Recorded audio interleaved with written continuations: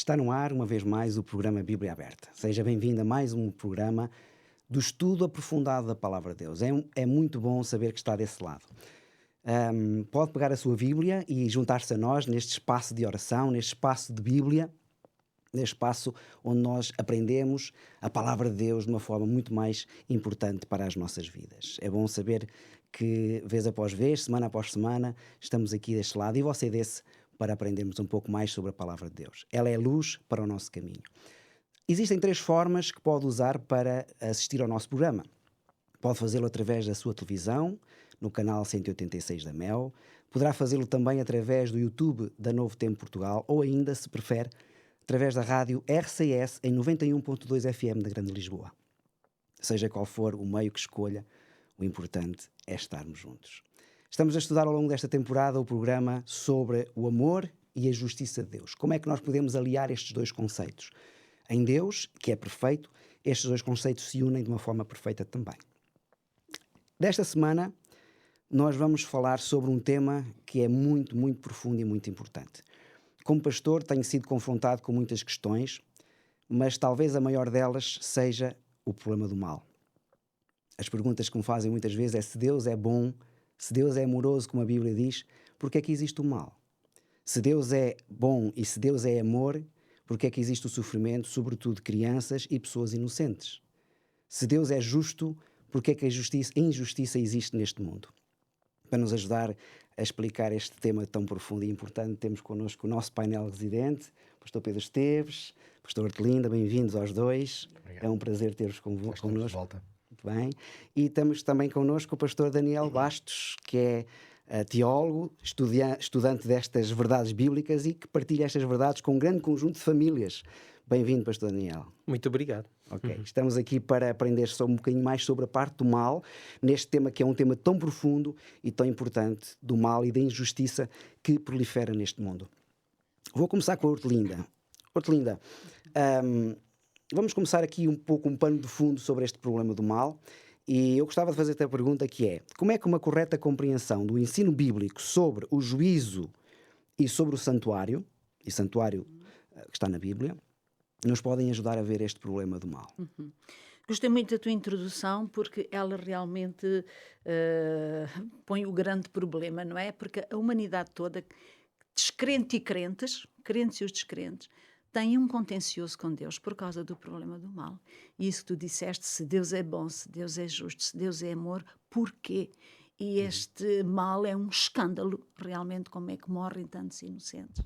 E muitas vezes, porque é que os ímpios, os maus, aqueles que praticam o mal, parecem prosperar? A própria Bíblia faz eco deste escândalo, não é? Por exemplo, no Salmo 73, o salmista, ele diz assim: eu tenho inveja dos soberbos ao ver a prosperidade dos ímpios, porque não há aperto na sua morte, mas está firme a sua força. Não se acham em trabalhos como a outra gente, não são afligidos como os outros homens. Pelo que a soberba os cerca como um colar, vestem-se de violência como um adorno, erguem a sua boca contra os céus, a sua língua percorre a terra. Portanto, ele está escandalizado com o progresso do mal e com as dificuldades que aqueles que praticam o bem enfrentam, não é? Enfrentam. Mas depois, ele diz que depois de muito pensar, ele conclui assim: quando eu pensava compreender isto, fiquei sobremodo perturbado. Até que entrei no santuário de Deus. E então eu entendi o fim deles. Certamente tu os puseste em lugar escorregadiço, tu os lanças na destruição. É interessante que este salmista, que realmente, enfim, acusa a presença do mal e os seus efeitos e a injustiça que este mal provoca, ele diz ter encontrado a solução quando foi ao santuário. Nós podemos dizer que a Bíblia revela que o mal tem a sua origem numa queda moral injustificável. Injustificável porquê? Porque Deus criou perfeito. E que essa queda moral injustificável provocou uma ruptura entre o Criador e a sua criatura. Uma ruptura irreparável do lado humano, não é? E este é o grande problema. Quem não aceitar esta revelação de que houve uma queda original terá muita dificuldade em compreender o mal. E porquê? Precisamente porque a Bíblia vai estar estruturada, toda a Bíblia podemos dizer que está estruturada como resposta a este problema da queda moral do homem. Portanto, a sua origem, a sua natureza, as suas consequências e também a sua resolução, a recuperação do homem. Toda a Bíblia está estruturada em função disto. Portanto, a história de Israel, o profetismo, a mensagem dos profetas, a vinda do Messias na sua primeira e na sua segunda vinda. Tudo isto não são mais do que a resposta de Deus a este problema criado pelo homem. Portanto, esta é a solução que Deus tem, é um mega plano de recuperação de uma queda. Isto é, que trouxe este problema do mal. E esse mega plano é muito interessante. Deus o começa a revelar logo após a queda. Não é? Quando Deus diz à mulher, por a inimizade entre ti e a serpente, entre a sua semente e a tua semente, ela te esmagará a cabeça e tu lhe ferirás o calcanhar. Já é aí a promessa de um Redentor.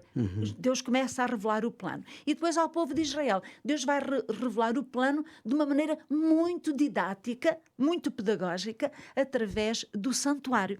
Finalmente, o santuário, o que é o santuário? O santuário é uma parábola, uma representação, se assim podemos dizer, do plano da salvação. E ele é tão interessante, nós podemos fazer muitas leituras do santuário, muitíssimas, não é? Levaríamos toda a manhã, todos falaríamos disso e teríamos ainda sempre muito para dizer sobre o santuário. Eu vou apenas abordá-lo grosso modo, na sua globalidade.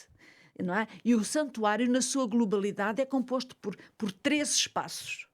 O primeiro é o pátio, depois é o lugar santo e depois é o lugar santíssimo. E na primeira parte do santuário, que é o pátio, existia o altar dos holocaustos, onde era sacrificado um animal inocente em lugar do pecador. O pecador trazia esse animal inocente. Isso o que é que nos quer dizer sobre o plano da salvação, sobre a recuperação desta queda? Quer dizer que tu saíste da presença de Deus por causa do pecado. Tu não poderás jamais voltar à presença de Deus sem o sacrifício. Ali está, porque o santuário revela o caminho de regresso à presença de Deus. Este sacrifício que apontava ao sacrifício Não de Cristo. podes voltar à presença de Deus de onde tu saíste por causa do pecado sem resolver o problema do pecado. E o problema do pecado é resolvido através de um sacrifício. E ali tens o sacrifício que representa mais nada menos que o sacrifício de Jesus Cristo. Não é? Por isso Jesus diz, sem mim nada podeis fazer. Não é? Eu sou o caminho, não há caminho sem mim. Portanto, tudo começa com Jesus. A restauração começa, portanto, com Jesus e o seu sacrifício. A partir daí, o pecador avança, se assim podemos dizer, faz o percurso do santuário, passa por um instrumento, que é uma pia, onde ele se lava, não é? Se assim podemos dizer, e isso representa a sua purificação, a sua conversão, não é? O pecado ficou para trás, foi pago pelo Cordeiro e ele agora avança purificado para uma nova vida. E aí entra o sacerdote, não é? E é o sacerdote que o representa. Que o representa. Claro, o pecador não entra, mas tem um sacerdote que o representa. Portanto, é como se fosse ele que avançasse. Então, o pecador avança para o lugar santo, justificado. Não é? Então ele entra no lugar santo, onde ele vai passar por um outro processo. Podemos dizer que é o processo da santificação. Ele tem que ser santificado. Para ser santificado, o lugar santo oferece 3 instrumentos muito importantes. Temos os pães da proposição, que representam o quê? A palavra de Deus, nem só de pão vive o homem. Essa palavra representa a palavra que temos hoje, palavra escrita, representa Cristo, que é realmente o pão que desceu do céu. A palavra encarnada. A palavra encarnada. Tens do outro lado o candelabro de 7 braços, que representa a luz, o Espírito Santo, que vai iluminar o teu caminho, que te vai guiar, que te vai orientar. Essa luz representa o Espírito, mas que é um reflexo da luz de Cristo. Cristo é a luz do mundo. Não é? E depois temos, na separação entre o lugar santo e o santíssimo, temos ali um altar da queima de incenso e das orações, que representa O incenso representa a oração e representa a intercessão, onde o sacerdote ia interceder, não é? Representa a intercessão de Jesus. Então nós passamos pelo processo de santificação através da palavra, da ação do Espírito e da oração, da intercessão de Jesus, da nossa relação com Deus através de Jesus. A partir daí, nós vamos pelo sacerdote, então, à presença de Deus. Mas não vamos à presença de Deus sem passarmos por um juízo. Ou seja, todo o processo pelo qual tu passaste deve ser confirmado num juízo. Por isso é que havia no final do ano a cerimónia do Yom Kippur, que é o grande perdão, ou seja, o perdão definitivo.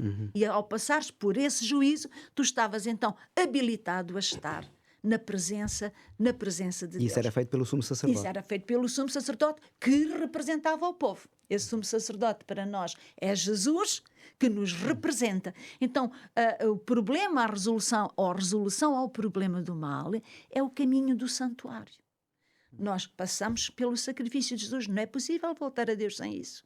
Passamos pelo processo da renovação, de uma transformação de vida e da santificação.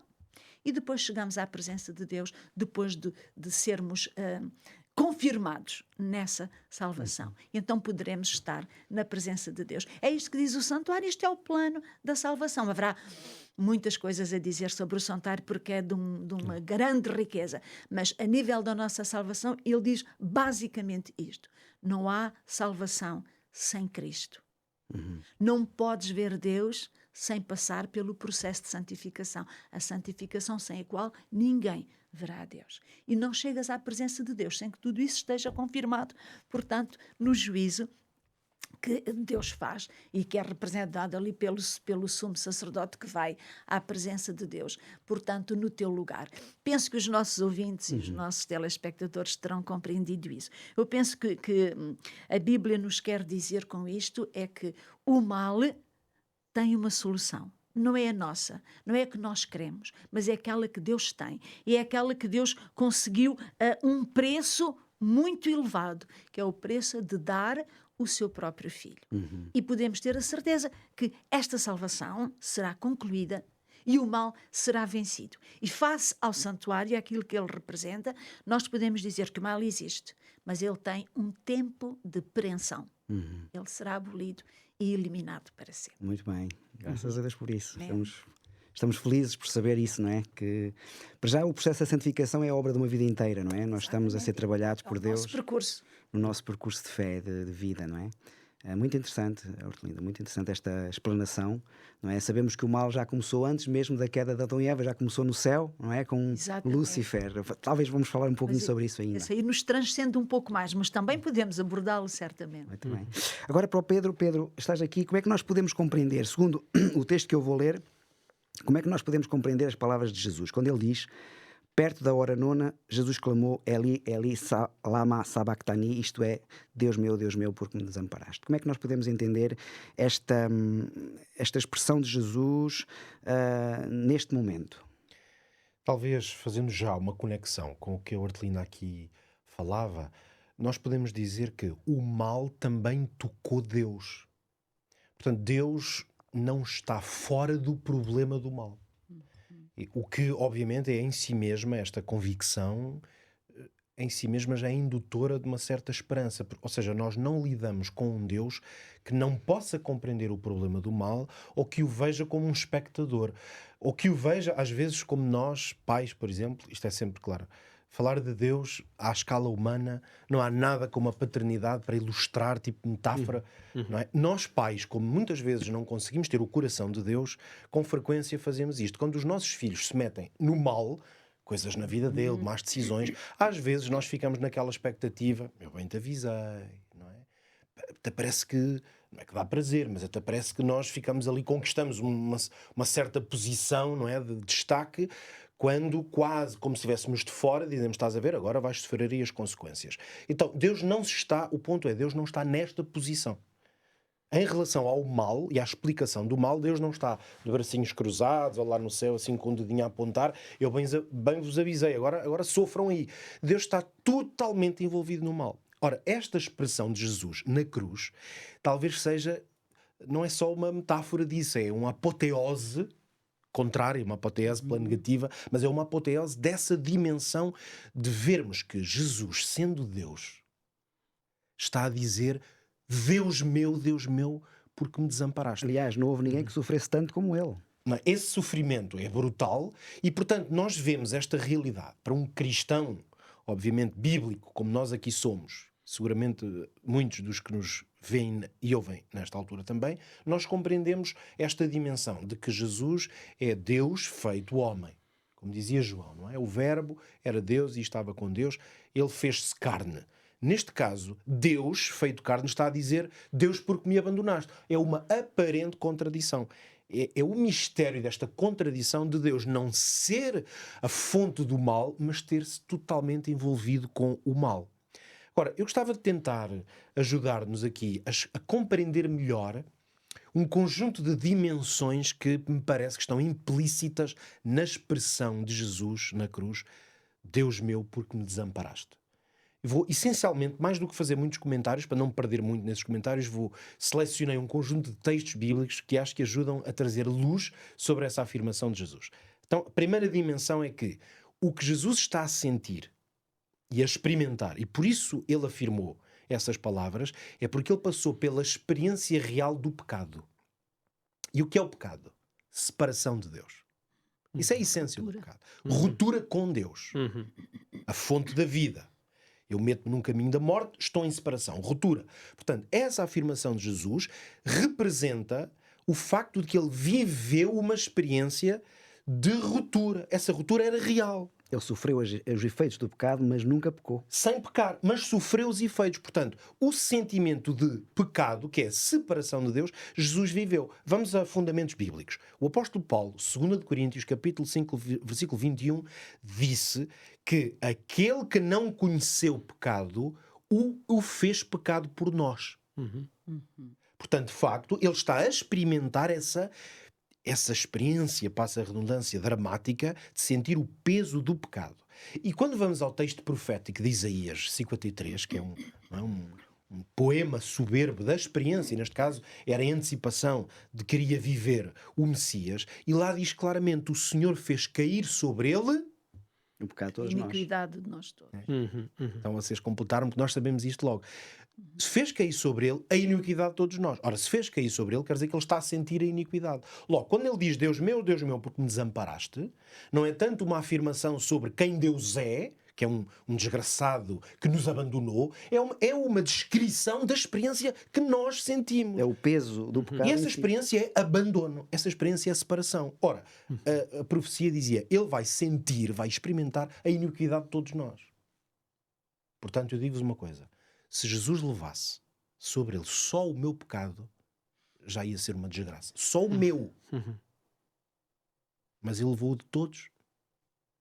Experimentou esse peso. Ele experimentou isso. Segunda dimensão.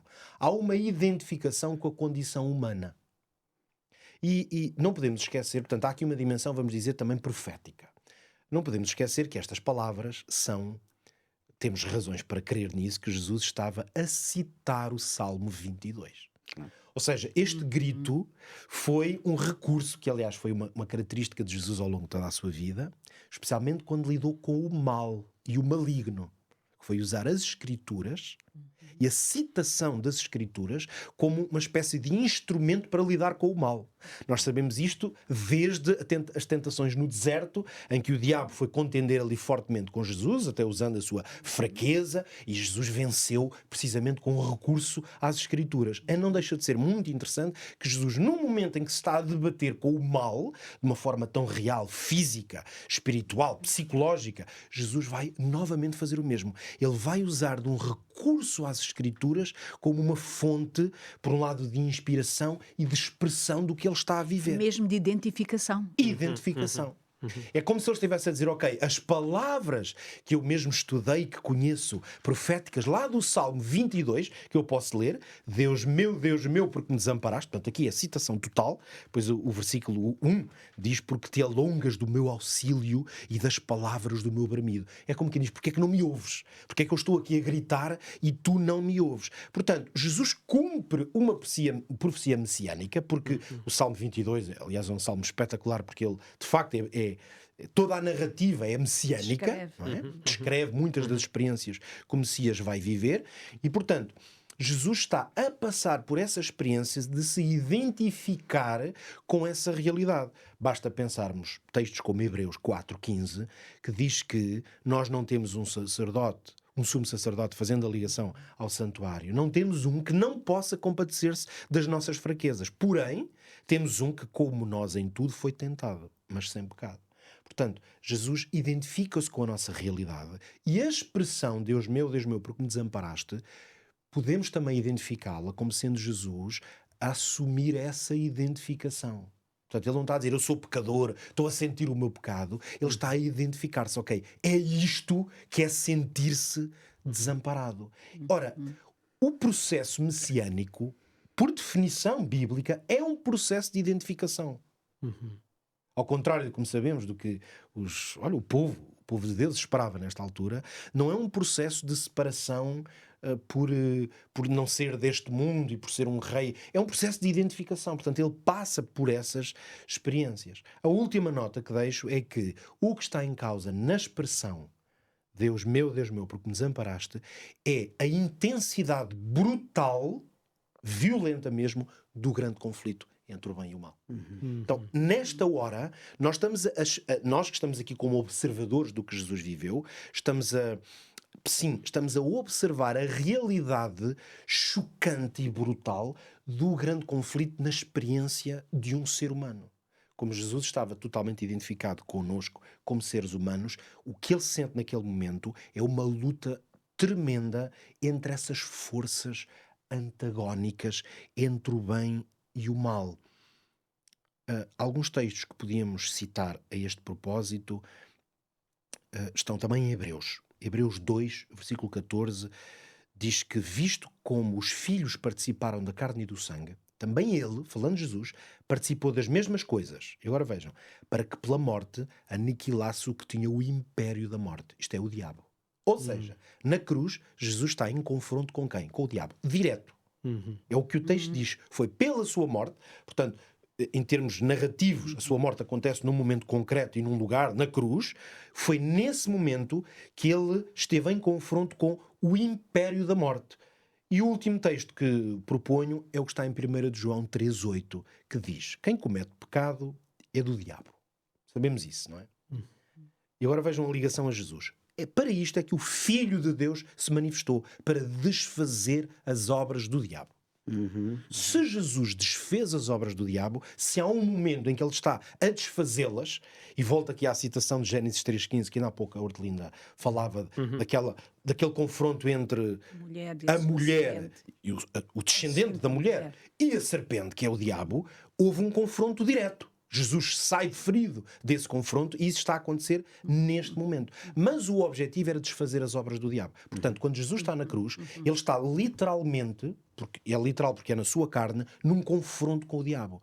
Portanto, quando ele diz Deus meu, porque me desamparados, podemos dizer que é uma expressão desse confronto.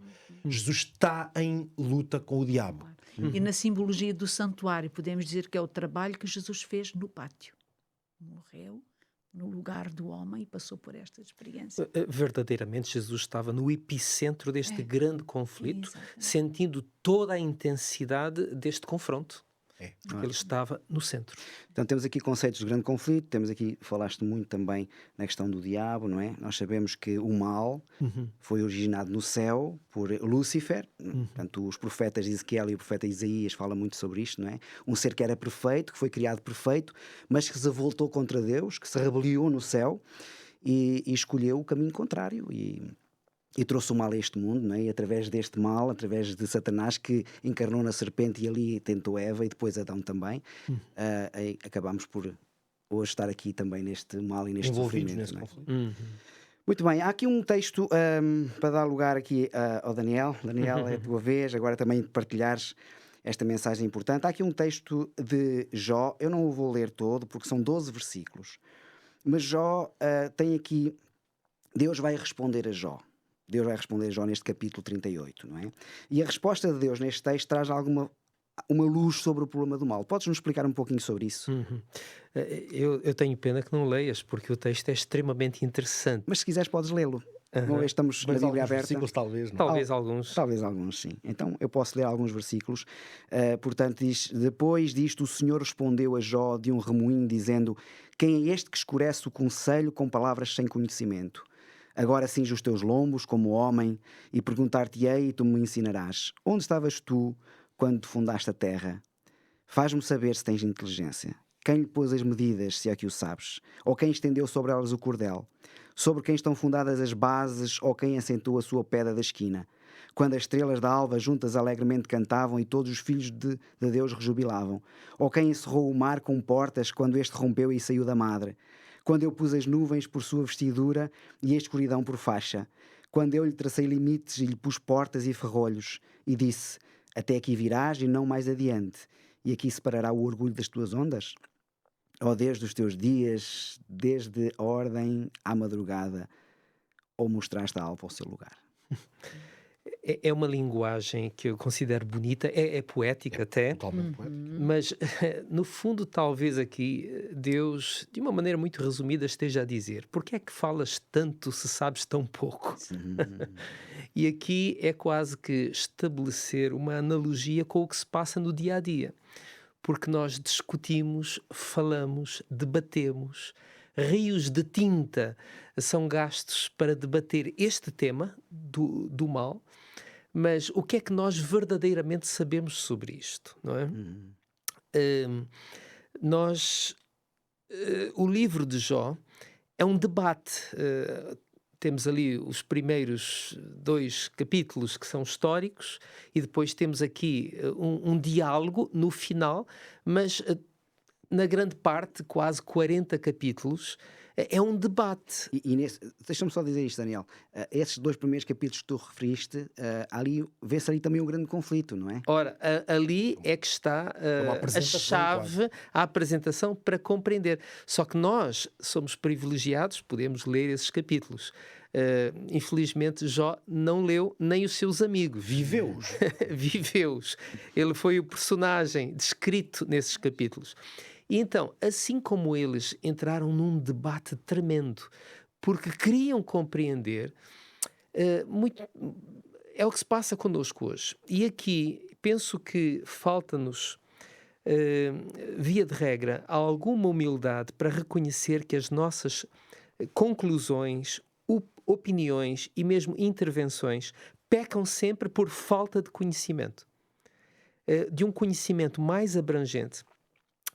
Isto não é porque nós não pensamos, não refletimos e até não somos sérios na nossa... Mas é uma questão de sermos finitos na nossa perspectiva. Vamos usar aqui um ou outro exemplo. Uma pessoa que está, por exemplo, apanhada num incêndio, não é?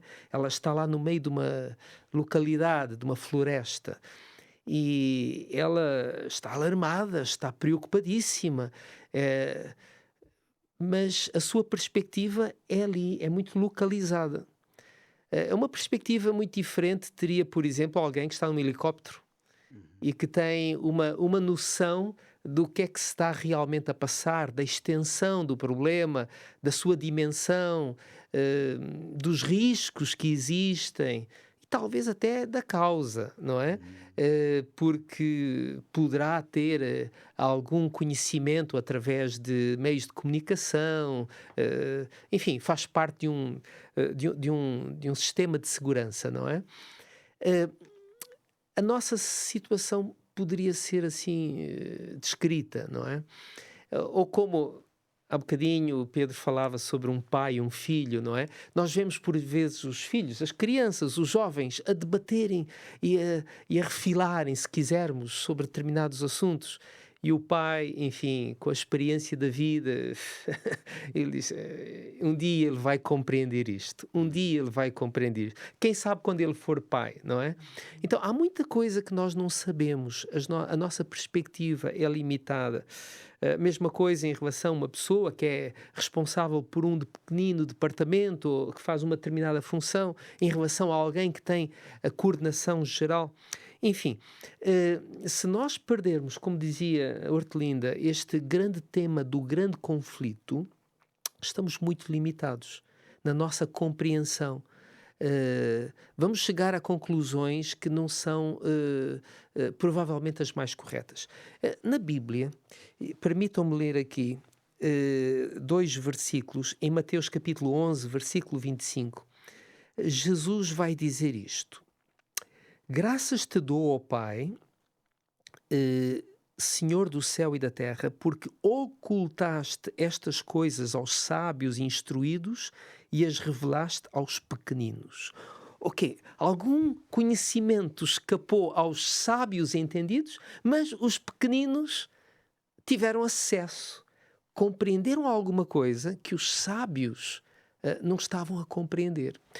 Um outro texto que poderia também citar seria Romanos capítulo 1, e no versículo 21 e 22, que diz: porque tendo conhecimento de Deus, não o glorificaram como Deus, nem lhe deram graças. Antes, se tornaram nulos nos seus próprios raciocínios, obscurecendo-lhes o coração insensato. Inculcando-se ou tendo-se por sábios, tornaram-se loucos. Se eu não tiver acesso, não estiver aberto a compreender a realidade, as realidades sob uma perspectiva bíblica, não é? Se eu não tiver em conta o grande tema do grande conflito que Jó também não compreendia tão bem, não é? Eu vou ter muita dificuldade em compreender as coisas. E embora possa ter uma grande cultura, eu nunca vou compreender a natureza das coisas como elas verdadeiramente são. Obrigado. Este tema do grande conflito é realmente maravilhoso, compreendê-lo na sua essência, na sua amplitude total, porque realmente no livro de Jó, logo no capítulo 1, não é? Nós sabemos não era Deus que estava a fazer o mal a Jó, mas sim Satanás, não é? E é Satanás que inspira e que traz o mal a este mundo e o sofrimento a este mundo, não é? E como a Hortelinda há pouco disse, Deus vai erradicar o mal para sempre, não é? E tem aqui um plano que é o plano da redenção para isso mesmo. Muito bem, meu amigo, temos uma oferta muito especial para si, por isso não saia do seu lugar. TV Novo Tempo, o canal do sábado, o canal da esperança. A oferta que temos para si é este manual tão especial, é o manual Eu Creio. Um manual que tem temas que podem mudar a sua vida. E uma delas é esta, o problema do mal. Onde é que começou o mal, de onde é que veio o mal? Falar sobre o pecado, falar sobre a justificação pela fé, falar sobre a volta de Jesus, sobre a nova terra, que no fundo é aquilo que Deus vai fazer para trazer o bem, no fundo, total a este mundo. Tudo está aqui nesta revista. Esta revista é uma revista muito importante para si e para a sua família. Não perca esta oportunidade. Envie-nos uma mensagem para o 933-939291, 933-939291 e peça gratuitamente esta revista, este manual de estudo sistemático da Palavra de Deus. Vai ser muito benéfico para si. É muito bom poder estar deste lado e dizer que temos esta oferta. E por isso esta oferta é uma oferta que vai certamente transformar a sua vida. Amigos, estamos a falar sobre o problema do mal. É um problema, a dificuldade do mal.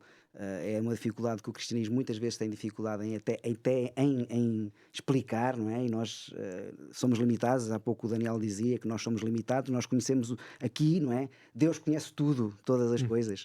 Deus tem aquela visão de águia, enquanto nós temos uma visão de galinha. Estamos aqui mergulhados neste mundo. Hortelinda, eu vou ler aqui uma passagem no livro de Gênesis, que no fundo é o primeiro livro da Bíblia e fala-nos também deste problema do mal. Gênesis capítulo 2, versos 16 e 17, que diz: ordenou o Senhor ao homem, dizendo: de toda a árvore do jardim comerás livremente, mas da árvore do conhecimento do bem e do mal, dela não comerás, porque no dia em que dela comerdes, certamente morrerás. Este é um tema, estes versículos falam-nos numa liberdade de escolha, numa liberdade moral. Fala-nos um pouco sobre isto. Muitas vezes as pessoas dizem assim: para que é que Deus pôs lá essa árvore? Estava tudo resolvido. Se ele não tivesse posto lá essa árvore, finalmente a culpa é de Deus. Porque, enfim, nós não compreendemos todos, e quando eu compreendi a importância do livre-arbítrio, eu fiquei enamorada de Deus. Porque, na realidade, o livre-arbítrio revela o amor de Deus por nós. Revela a qualidade com que Deus nos criou. Deus não quis máquinas, Deus quis pessoas. Deus quis que pudéssemos escolher, decidir, sermos artesãos do nosso próprio percurso, do nosso próprio destino, sermos nós os atores e não sermos apenas marionetes, portanto, nas mãos de Deus. Da mesma maneira que é muito importante o livre-arbítrio para a questão do amor, porque se eu não for livre para não amar, também não posso escolher amar. Não é? E foi isso que Deus quis. Deus quis seres que o pudessem amar de sua livre e espontânea vontade. Todos nós que estamos aqui somos pais. E nos lembramos certamente, eu me lembro, da primeira vez em que a minha filha me disse: mamãe, eu amo-te. Eu não lhe tinha dito isto para ela dizer isto. Isto nasceu espontaneamente, brotou do seu coração de criança, certamente face à manifestação do meu amor por ela. Mas eu não a condicionei. E a alegria que eu senti quando a resposta da minha filha ao meu amor foi o seu amor. É o que diz a palavra de Deus, não é? Mas nós o amamos porque Ele nos amou primeiro. Mas dado livremente, espontaneamente, sem que eu a programasse para que ela pudesse realmente dizer isto. É este o valor do livre-arbítrio. Foi isto que Deus quis. E a dizer que em sentido contrário, nós pais passamos também muitas vezes, às vezes um pouco mais tarde, pela experiência de ouvir os nossos filhos dizer: eu não gosto de ti. Também. Ou detesto-te. Quando estamos ali num conflito. Menos agradável, mas é autêntico. Mas a verdade é que reflete uma experiência real. Podem amar ou não amar. Ou não amar. E foi isso seja que só da boca para fora, mas podem dizê-lo. Não é? Exatamente. Por isso é que C.S. Lewis diz assim: um mundo de autómatas, de criaturas que funcionassem como máquinas, não valeria a pena criar. A felicidade que Deus deseja para as suas criaturas superiores, criadas à sua imagem e semelhança, é a felicidade de estarem livres e voluntariamente unidas a Ele. E com as outras, e juntamente com as outras criaturas. Por isso, elas têm que ser livres. Deus, se cria criaturas com esta qualidade, tinha que as criar livres. Claro, criá-las livres era dar lugar a um risco. E é isso que aparece, portanto, aí nesse texto que nós lemos. Deus coloca no meio do jardim 2 árvores para que o homem possa imediatamente exercer este livre-arbítrio. Deus diz-lhe o que deve e o que não deve fazer, mas ele deve voluntariamente escolher o que Deus diz ou escolher o contrário. A árvore da vida é para perpetuar a vida. Exatamente, estas 2 árvores são 2 árvores muito interessantes, que mais importantes do que a sua natureza, o seu fruto, tudo isso, é aquilo que elas representam, porque elas representam o essencial da nossa relação com Deus e da nossa relação com o cosmos, portanto, com a vida que Deus e o meio que Deus nos deu. Portanto, como estavas a dizer, a árvore da vida, o que é que diz a árvore da vida? A árvore da vida diz uma coisa muito importante, diz claramente: não tens vida em ti mesmo. A vida não vem de ti. Ou seja, para viveres, tu necessitas de receber a vida que vem de fora. Portanto, eles tinham uma imortalidade condicionada. Não és imortal. A condição era tomar... Exatamente. Ou seja, tu vais à árvore, pegas o fruto, comes, e isso é o preço que tu pagas para continuar a viver. Porque a vida não depende de ti. A vida está fora de ti e a vida é simbolizada por aquela árvore. Finalmente, aquela árvore representava quê? Deus, o próprio Deus. Ou seja, tu não és imortal. Tu precisas de mim para viver. Tens que estar ligado a mim, comer de mim, alimentar-te de mim para poderes viver. Esta é a primeira grande verdade. Continua a ser verdade para nós hoje. Não é? Sem Deus, nós somos apenas como os animais. Nós somos disse, apenas... Não é? Exatamente. Sem mim nada podes fazer. E sem mim nada podes fazer. Somos apenas o tal conjunto de células, não sei quanto, que se passeia, não é? A segunda árvore tem uma outra mensagem. E a segunda árvore é a árvore do conhecimento do bem e do mal. Dela não comerás, porque no dia em que dela comeres, certamente morrerás. É interessante, há uma ligação entre as 2 árvores. No dia em que comeres daquela que eu digo não, tu cortas-te daquela que eu digo sim. Tu morres. Ou seja, provocas uma ruptura entre mim e ti, e do teu lado completamente irreparável, como nós já vimos. Ou seja, esta segunda árvore da ciência do bem e do mal, ela marca uma fronteira que separa Adão de Deus. Ou seja, o próprio Deus não pode suprimir esta distância. Ou seja, Adão, tu és uma criatura. Eu sou o Criador. Isto é uma realidade que nunca vamos poder mudar.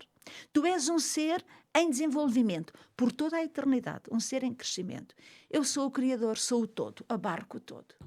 Eu, sou Deus, e tu nunca serás Deus. Serás cada vez mais semelhante a mim, mas nunca como eu.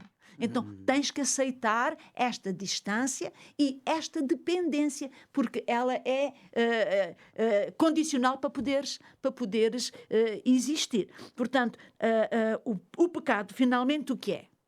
O pecado é a reivindicação humana de se atribuir um estatuto ao qual não tem direito. Não é que Deus não queira, é porque faz parte da própria estrutura do ser.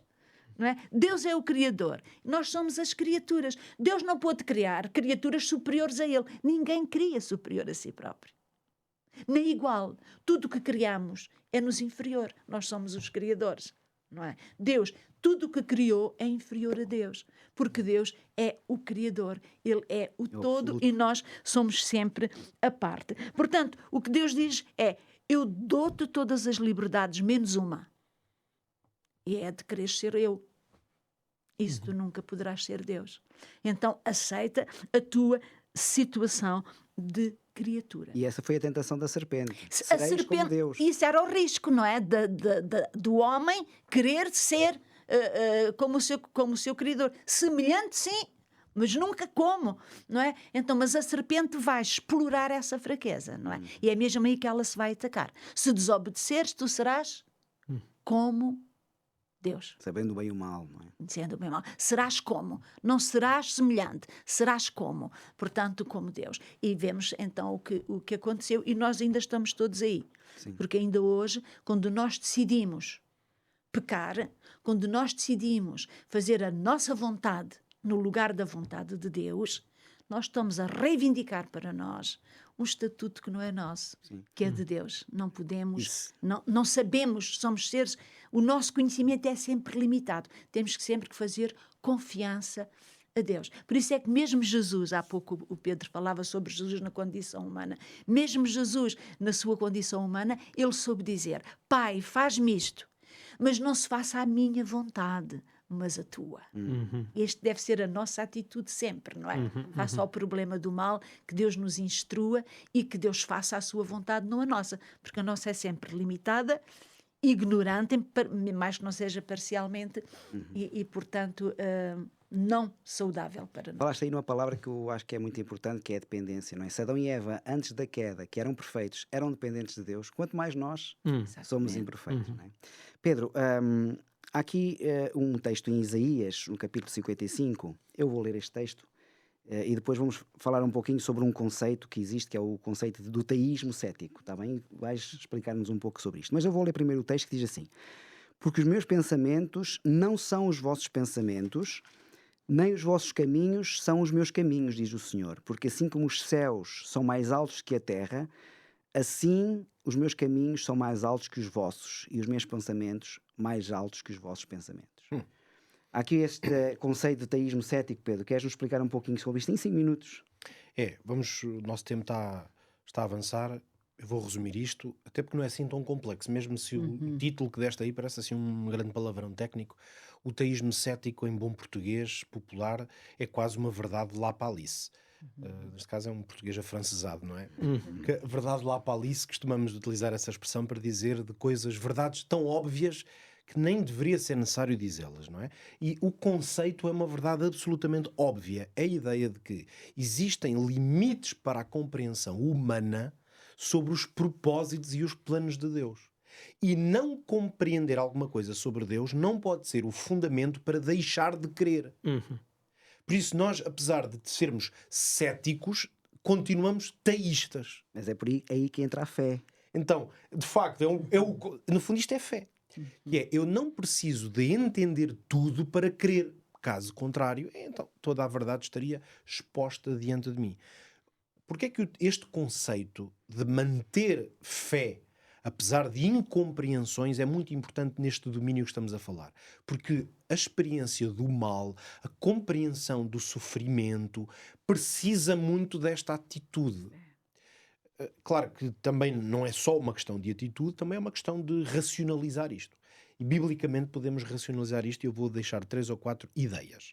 A primeira é de que existe um domínio transcendental na pessoa de Deus, na identidade de Deus.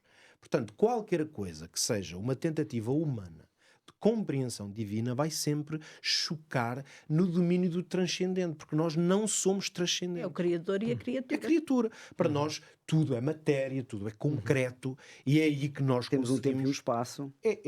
Essa contingência do tempo e do espaço. É aqui que nós nos movemos, dentro desta caixa onde estamos, não é, fechados dentro destes vetores físicos que nos constrangem. Por isso o apóstolo Paulo, o que é que ele dizia? Eu vou citar sobretudo textos que fundamentam isto. Esta ideia da incompreensão da transcendência, Romanos 11:33. Poema, outro, já lemos hoje aqui vários textos que são poéticos. Ó profundidade das riquezas, tanto da sabedoria como do conhecimento de Deus, quão insondáveis são os teus juízos. É isto. Os juízos. Portanto, aquilo que Deus é e define são coisas absolutamente insondáveis. Logo, Deus é infinito, em sabedoria, em conhecimento, e a nossa capacidade de entendimento não é. Por outro lado, nós não podemos esquecer que os mistérios, particularmente do mal e do sofrimento, estão conectados com uma ideia muito importante, que é a soberania divina. Deus não vai abdicar dessa soberania em nenhuma circunstância. Por isso é que até as coisas que nós compreendemos e não compreendemos, é Deus que determina. Porquê é que eu digo isto? Basta pensar um texto muito célebre, que muitas vezes é citado, Deuteronômio 29:29. Aqui é esta mesa... Estamos cheios de gente que estuda e lê a Bíblia há muitos anos. A gente diz Deuteronômio 29:29 e já sabemos do que é que estamos a falar. Como alguém lá em casa pode não saber, o texto diz que as coisas encobertas pertencem ao Senhor nosso Deus. E as reveladas pertencem-nos a nós. E aos nossos filhos. E aos nossos filhos. Portanto, nós podemos falar... Portanto, quando nós estamos aqui, por exemplo, a conversar sobre estes temas, mesmo sendo difíceis, não estamos só a fazer um exercício de invenção. Nós estamos a basear-nos no que está revelado. Por isso é que vamos ler histórias como a de Jó, vamos ler o que está em Gênesis, vamos basear-nos no que está revelado. O problema é que há imensas coisas que não estão reveladas. Por isso, o diálogo de Deus com Jó, no fundo, era a dizer aquilo que Isaías 45, por exemplo, diz, que é quando o Senhor diz: eu formo a luz e crio as trevas, faço a paz e a guerra, eu sou o Senhor que fiz todas estas coisas. Portanto, como Deus fez todas as coisas, Deus está numa posição de absoluta soberania. Portanto, muitas vezes a humildade de eu compreender o que não compreendo, passo o antagonismo, é a ideia de que Deus é soberano. E se Deus é soberano, faz parte de uma relação equilibrada com Ele aceitar que há coisas que eu não posso compreender. Dentro deste contexto, o que é que nós podemos fazer, em termos práticos? Podemos cultivar esta humildade espiritual, que é reconhecer que eu não posso ter todas as respostas. Mas também posso, em paralelo com isso, exercer ou fortalecer a minha confiança em Deus. Isso eu também posso fazer. Como? Buscando um relacionamento mais profundo com Ele. Às vezes os momentos de grandes dúvidas, em que lidamos com o mal, são grandes oportunidades que Deus nos dá de nós exercermos confiança e dizer: Senhor, eu não compreendo o que está a acontecer, é muito difícil, mas eis-me aqui, confio em Ti. E mais tarde, muitas vezes, compreendemos. Não é? É verdade. É mesmo. E Daniel, um pouco na continuidade daquilo que o Pedro disse, tens aí 4 minutos ainda para falar um pouquinho, esta questão prática de nós não compreendermos o mal, como é que nós podemos viver com esta noção no nosso dia-a-dia? Pronto, eu iria deixar humildade, já foi mencionado, eu iria deixar 3 ideias para o nosso dia-a-dia. A primeira coisa é não nos precipitarmos, não entrarmos em pânico. Há sempre um amanhã. É bom não tomarmos decisões ou termos a noção de que pronto, agora é assim. Não. Prudência. Temos pouco tempo, mas eu não resisto a contar uma pequenina história. Vou ver se consigo resumi-la muito rapidamente. Há várias versões da história, mas acho que os telespectadores e os ouvintes vai ser útil para quem está a ouvir. Era a história de um chinês que tinha um cavalo e um filho. E o cavalo um dia fugiu e como aquilo era importantíssimo para o seu trabalho, os vizinhos disseram, oh, que grande azar. E o chinês disse, como é que sabem que foi um grande azar? Aquele cavalo encontrou outros cavalos e sentiu fome, voltou ao redil, e o senhor limitou-se a abrir a porteira e agora, em vez de um, tinha 17 cavalos. E os vizinhos disseram, que grande sorte a sua. E ele disse, como é que sabem que é uma grande sorte?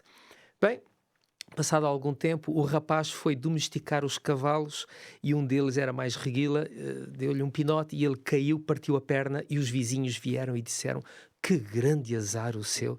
E ele disse, como é que sabem que foi um grande azar? Passado algum tempo, a história podia continuar muito, veio um oficial do exército, levou todos os rapazes que estavam em idade militar, menos um, era o filho, porque ele estava com a perna partida. E quando os vizinhos que ficaram sem os filhos souberam disso, disseram, que grande sorte. E ele disse, como é que sabem que foi uma grande sorte?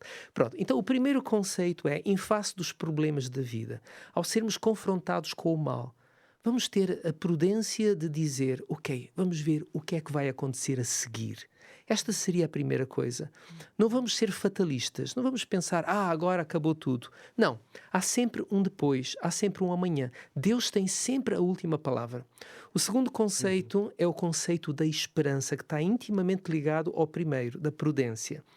E eu deixo aqui um versículo que gosto muito, 1 Coríntios 13, que diz, agora, pois, permanecem a fé, a esperança e o amor.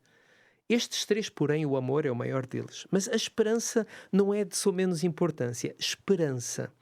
Vamos confiar nessa intervenção futura. Deus se levantará. Deus é um Deus justo. E para terminar, eu diria que o terceiro ponto é a gratidão. Israel falhou no seu percurso até a Terra Prometida porque queixava-se sempre, murmurava sempre, mas não agradecia. É dito que há duas maneiras de encarar a vida, olhar para o copo meio vazio ou olhar para o copo meio cheio. Nós precisamos de agradecer, precisamos de reconhecer o que Deus já fez por nós. E se Deus foi bom no passado e hoje eu estou com algumas dificuldades para compreender certas coisas, então eu vou esperar, eu vou agradecer pelo que passou. E isto faz de mim, muitas vezes, psicológica e emocionalmente, uma pessoa que se sente privilegiada, uma pessoa que se centra naquilo que é bom. Isto ajuda muito ao enfrentar o dia-a-dia. Ok, muito obrigado, Daniel. Muito obrigado a todos. Foi muito enriquecedor. Para mim foi, e espero, e tenho a certeza que para o auditório também. Mas ainda podemos deixar, no minuto, uma mensagem lá para casa. Vou começar com o Pedro. Queres deixar, Pedro, uma mensagem? Sim, eu diria que nós temos que ter consciência de que um dos grandes ensinos da Bíblia é que existem as narrativas, as coisas que estão a acontecer na nossa vida, e existe uma metanarrativa. Parece um termo complexo, mas é fácil de entender. A metanarrativa é uma história maior. É uma história onde estão englobadas as outras histórias. Quando nós passamos por dor, sofrimento, lidamos com a morte, com problemas na família, com desafios, com a doença, os crentes precisam de olhar para o céu e entender que há uma história maior do que apenas a minha história. Isto não vai aliviar a minha dor. Posso ter que ir ao médico na mesma. Mas isto ajuda-me a entender que a minha história está enquadrada num plano maior. E Deus está no controle da história maior. Às vezes a minha história pode parecer que Deus não está no controle dela, mas Deus está no controle de tudo. E até a nossa história vai acabar por encaixar no plano de Deus. Obrigado. Hortelinda, queres? Sim, eu gostaria também de dizer que temos que ter este olhar para o plano maior, não é? Como falámos no santuário, ou seja, a Bíblia, Deus já nos mostra o final da história. E os nossos olhos, como dizia o Daniel, devem estar com esperança fixados nesse final. E sabemos que o final será realmente a vitória do bem sobre o mal, da vida sobre a morte, da felicidade sobre o sofrimento. E é Deus que garante. Deus diz-nos, podes confiar, porque sou eu que o digo. Uhum. O céu e a terra passará, disse Jesus. A minha palavra não passará. Então podemos confiar na palavra do Senhor. Obrigado. Daniel, queres deixar uma palavra? Eu diria que todos concordarão comigo. O mundo não é, a vida não é um mar de rosas. Mas, ainda que haja muitas coisas que eu não compreenda, que precisem de uma explicação, eu diria que também há muitas coisas que muitas vezes ficam por agradecer. E foquemo-nos naquilo que é bom, naquilo que é positivo, e não esqueçamos as palavras de Cristo. No mundo tereis dificuldades, tereis tribulações, mas tende bom ânimo. Eu venci o mundo. E isto é que é o importante para mim hoje. Muito bem, obrigado, Daniel. Eu também não resisto a deixar hoje uma mensagem para os nossos telespectadores, mas vou fazê-lo com a palavra de Deus na mão, porque acho que há aqui um texto do apóstolo Paulo em 1 Coríntios 10:13 que nos mostram e que nos ajudam também, e tem-me ajudado a mim e eu acredito que pode ajudar a todos nós, que diz assim: não veio sobre vós tentação senão humana, mas fiel é Deus que não vos deixará tentar acima daquilo que podeis. Antes, com a tentação, também dará o escape para que a possais suportar. E por isso, amigo, se estás a passar algum momento difícil da tua vida, algum sofrimento, este problema do mal está a afetar a tua vida, lembra-te que Deus está no controle de todas as coisas. E Deus não deixará que sejas tentado acima das tuas próprias forças. Mas está contigo nos momentos mais difíceis da tua vida. Mesmo quando o salmista Davi, ele dizia no Salmo 23, ainda que eu andasse pelo vale da sombra da morte, não temeria mal algum porque tu estás comigo. Deus não nos livrará de todas as coisas, de todo o mal neste mundo agora, fará mais tarde. Mas no momento difícil da tua vida, Deus está contigo. Temos aqui esta revista para te ajudar a compreender isso, de que Deus está contigo, de que Deus quer ser o teu Deus, de que Deus quer ser o teu Salvador. Esta revista, eu creio, que é uma revista extraordinária. 933-939291, 933-939291 é o número que tens que enviar uma mensagem para receberes gratuitamente em casa esta revista. 93-933-939291. E não te esqueças que podes também usar esse mesmo número para enviar alguma sugestão ou então para pedir algum esclarecimento, tens alguma dúvida sobre este tema, queres aprofundá-lo, envia para nós mensagem e nós entraremos em contato contigo. Um abraço muito especial, que Deus te abençoe, a ti e à tua família, e não te esqueças que a Bíblia deve estar sempre aberta.